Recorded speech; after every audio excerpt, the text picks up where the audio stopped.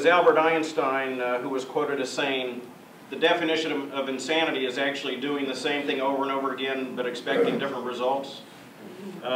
So the group of us, we got together to try to figure out what we could do differently to increase the number of transplants that are available to African Americans, especially in Cleveland and Northeast Ohio.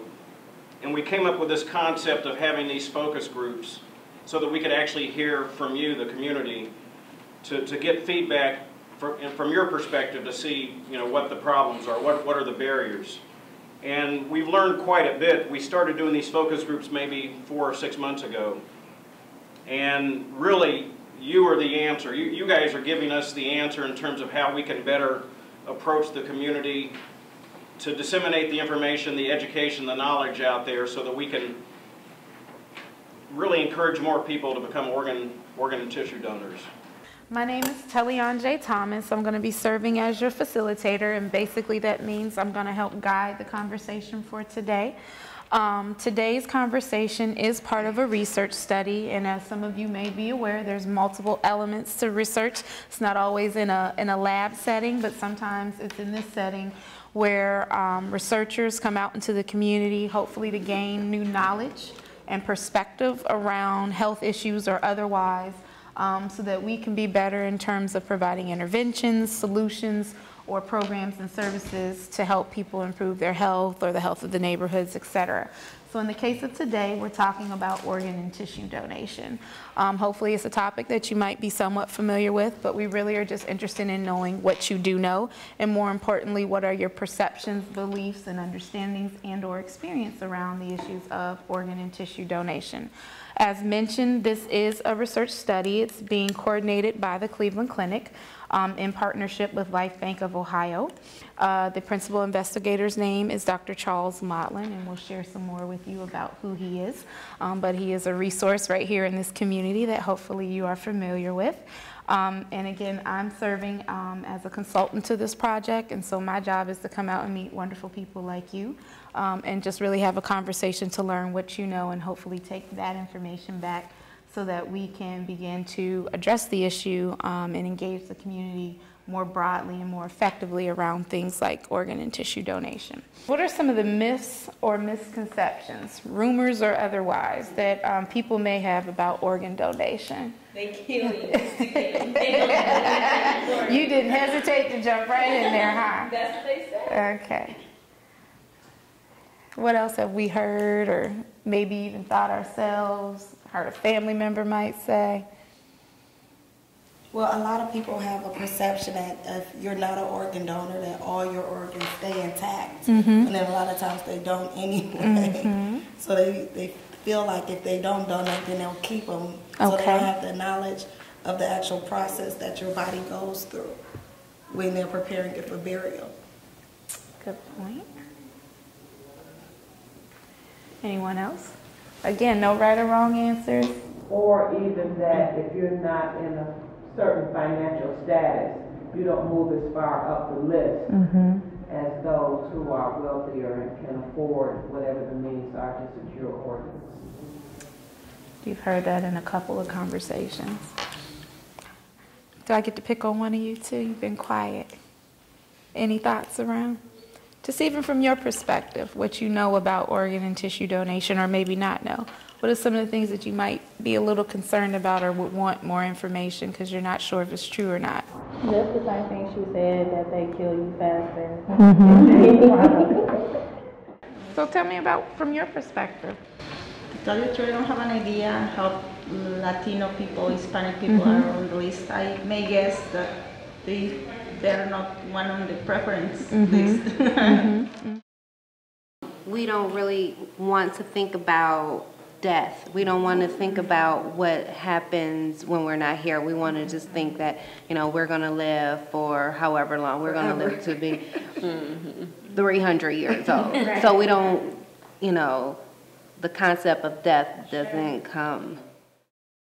To what extent does faith or religion impact the African American communities, or even your own personal decision to become an organ or tissue donor? With Jehovah's Witnesses, they don't donate blood, don't Okay. receive anything as far as organs or tissue. Okay. It's a part of their beliefs. So belief system prevents them or tells them that it's against what they should do. I believe that if I can do something after I'm done here in this life and I can help somebody else, but it's not because somebody told me like you have to become, so there is nothing from my house that they told me you have to do it. So it's just ignorance, and that I think it's something that we have to bring it up more as a topic, something from the family, from outside to the community.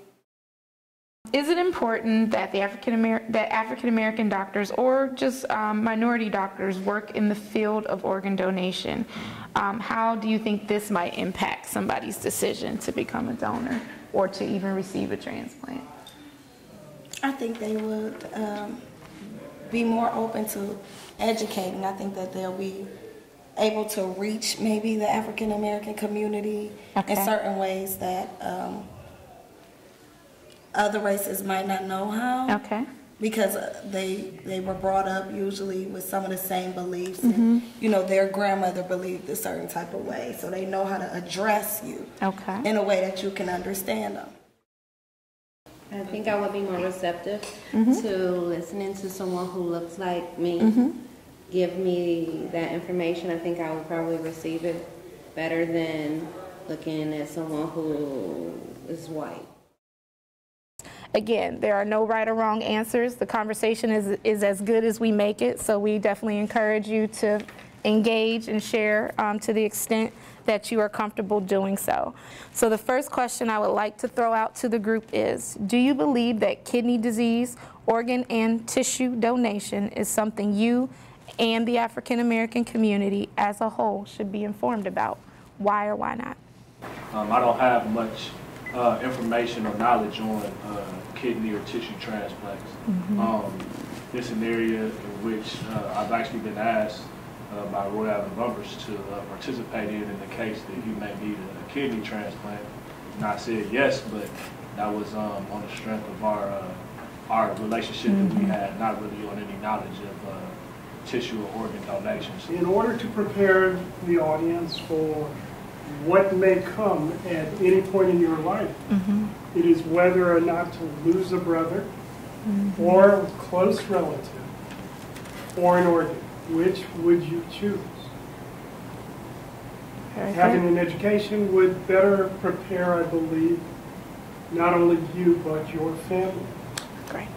In the event that you have to make that decision. Most of the ideas or thoughts that I have about organ transplant have come from television. So, you know, usually if you see on TV, it's someone that you're usually told they have to be a sibling, you know, a close relative, something along those lines to, you know, if I needed a kidney, I could give my brother a kidney. So really, honestly, you know, like I said, from not having that firsthand, you know, experience, that's really all I really know. So I guess my myth would be that it has to be a family member 9 times out of 10 if it's going to be successful. Yes, sir.